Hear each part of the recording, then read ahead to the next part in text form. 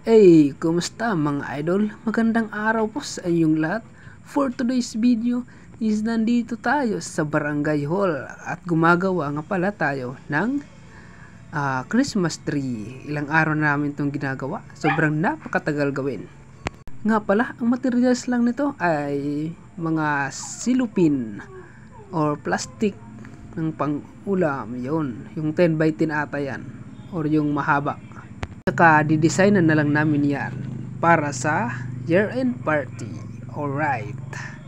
So ayun, ako nga lang dito mag-isa dahil hindi sumipot yung mga kasama kong iski member, kaya ako lang muna mag-isa.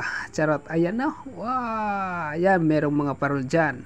Yan yung mga parol contest namin. Yung manalo, yan yung ilalagay dun sa taas ng Christmas tree namin. Ayan. Wow, ang gaganda. Sobrang pinag-effort talaga. Kung sinong manalo, good luck na lang. Alright.